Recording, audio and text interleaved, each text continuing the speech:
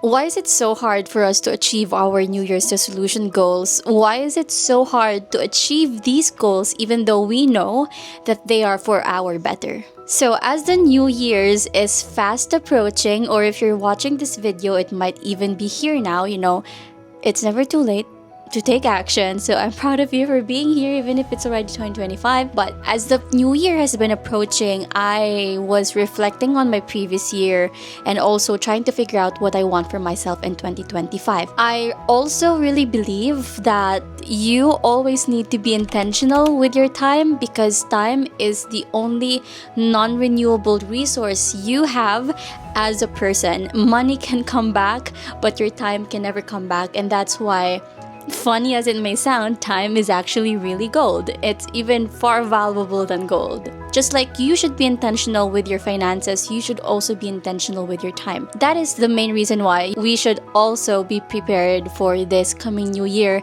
if we want good results for ourselves.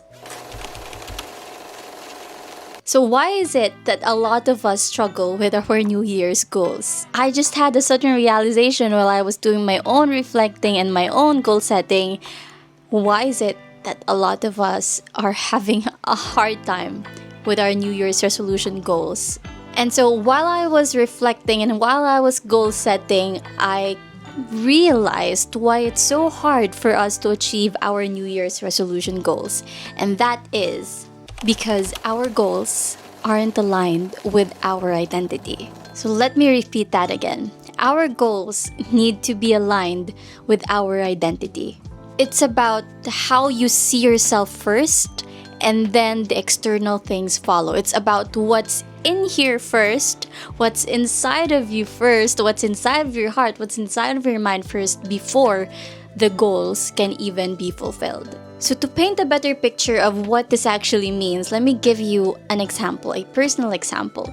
So when I was a bit younger and I wanted to become an actor, all I identified myself as was a biology student. So I was a biology student, and here in my country, a biology student will often continue into medicine. And that was the plan that my family had for me and I had for me too. It wasn't actually something that made my heart beat, or it wasn't actually something that made my heart excited.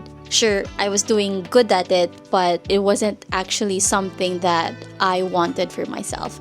But that was where my identity was anchored. I identified as a biology student who was getting into medicine, who was soon getting into medicine. And so, just looking back at it now, I had no space whatsoever for the identity that I actually wanted, which was an actor. So even though I was trying, looking at these auditions, I was trying to become an actor, doors cannot open. It was because I did not identify as an actor. I had to shift from seeing myself as a biology student to an actor. Once I did that, the habits followed. The things that actors do followed. And so it was easier for me to book auditions. It was easier for me to get productions. It was easier for me to approach agencies. It was easier for me to be a working actor. So let me give you another example. So let's compare two people. So one person identifies as an artist and one person identifies as a scientist. The artist will naturally adopt habits that are aligned to their identity as an artist. They would naturally be inclined to observing people, maybe, or observing nature. They would naturally be inclined with painting daily. They would naturally be inclined with just thinking creatively. Whereas this scientist, the person who identifies as a scientist, would naturally be more inclined into logical thinking. They would naturally be inclined to following the scientific method. They would naturally be more curious about how things work, and not like the artist who just is fascinated by a lot of things around him or her. The scientist will focus naturally more on research and experimentation. So another example that maybe a lot more of you can grasp is the example of an entrepreneur and a corporate person. Let's call them a corporate superstar. So an entrepreneur has different set of beliefs than a corporate person is. And because of that, you can also see that the entrepreneur's day looks so much different than the corporate superstar. And mind you, none of them is greater than the other. They both have amazing places in the world. But I'm just using this as an example, right? So the entrepreneur would naturally have a different set of morning routine than the corporate superstar. So the entrepreneur might wake up without an alarm, have their own morning routine, check emails, do client works or customer fulfillment, and then stay up late until 12 midnight. And then the corporate superstar, of course, will have a different day than the entrepreneur. The corporate superstar thrives in structure that's been given to them by the corporate setting. The corporate superstar wakes up early, they get their coffee, they drive to work, and then just grind from morning until around 5 p.m. and then 5 p.m. is their own time. 5 p.m. onwards is their own time. Fun fact, I've never been a corporate person. Might not be an accurate depiction of what I have there, but you get the idea of how your identity reflects a lot of different things in how your day looks like, in your habits, in what actions you're naturally inclined to take. So when your identity aligns properly with your goals, or when your goals align properly with your identity, it will be easier for you and more plausible for you to actually achieve that goal. And that is a problem that a lot of people have when setting their goals for the new year. What they've written down as a goal does not align with who they think they are as a person or who their identity is. And so now the question is, so you're saying, Anna, that I'm stuck where I am? No, that's not what I'm saying. I am saying that you first need to align yourself with a goal.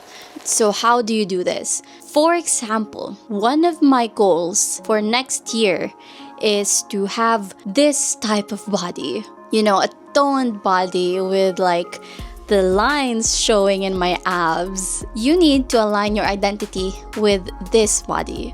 You need to align your identity with this goal. So how do you do it? You will never achieve this type of body that you so desire if you keep telling yourself that you're not healthy. If the words that are coming out of your mouth is always saying, oh, I'm just so unhealthy. Oh, I love fast food. Oh, I love this and that. Oh, I never lose weight. Oh, I can never make time to go to the gym. Those are signs of where your identity is. But the good news is how your words are a sign of your current identity. You can also use your words to shift your identity. I'm getting excited here. Once you've become aware of what the words coming out of your mouth is, now you can be more intentional with the words that come out of your mouth. So for example, if you find yourself thinking about those things that I just mentioned or speaking those words to yourself that are not aligned to the goals that you want, for that certain example, you can start looking at yourself in the mirror. And looking at yourself in the mirror helps because you actually feel like you're talking to yourself. So when you look at yourself in the mirror and you say these things like, I am healthy, I am a gym goer, I love going to the gym, then you slowly will ingrain that identity in yourself. I know it's gonna sound kind of weird at first. I know because I've done that for myself. You're gonna feel like you're faking it. But trust me, once you've done it long enough, once you've affirmed to yourself long enough, and once you've accepted it to yourself long enough, you're going to feel like that person. And the habits will naturally follow. The habits will naturally be more easy for you. Going to the gym will naturally be more easy for you. Choosing a healthy meal will naturally be more easy for you. And that's why affirmations are also so powerful. when you affirm an identity, you will naturally attract whatever that identity comes with. These are the action steps that you need to take in order for you to realign your identity to the goals that you want for yourself. So here is how you can apply this in your own life. So before you write down goals for yourself in 2025, I want you to pause writing down goals. Or if you've already written down goals, I want you to just put that aside for now. I want you to grab another sheet of paper and a pen, and I want you to write down the identity of your ideal self. Who is she? Who is he? Who is your ideal self?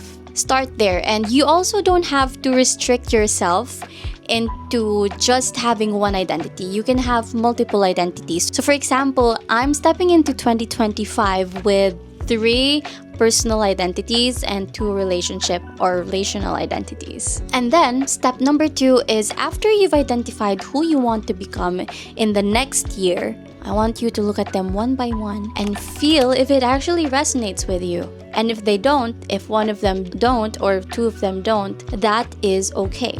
That is a room for growth. So I want you to look at them and ask yourself, am I actually confident in owning this identity? Am I actually confident that I am already her? So for example, for me, I wrote down 3 personal and 2 relational, right? One of that personal is, I want to step into 2025 as a content creator. As a content creator who inspires others to reach for their dreams and gives them materials to actually go for it, right? The first time I said that out loud, I was kind of like getting like, ugh.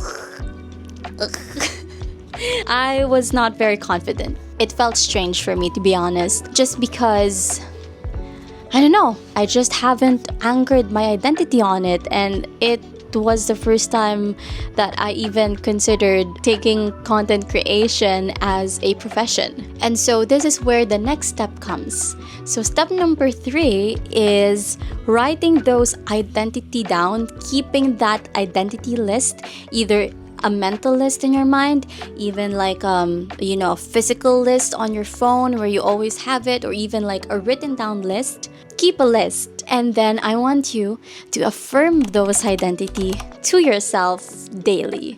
I want you to start looking at yourself in the mirror. Yes, looking at yourself in the mirror helps a lot because it makes you feel like you're actually talking to yourself instead of talking in thin air. And you actually see yourself. I want you to look at yourself in the eye and affirm it to yourself, okay?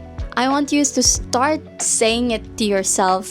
Start attaching that identity to yourself through your words until it starts resonating with you. Next step now is setting your goals. So now you're free to set those goals and have higher chances of it actually coming into fruition. But how do you actually set the right goals, right? So I also want to make a video on that. So if you're up for that, make sure to hit the subscribe button and the notification bell so you get notified when it comes out. And if you learned something from this video, hit that like button as well.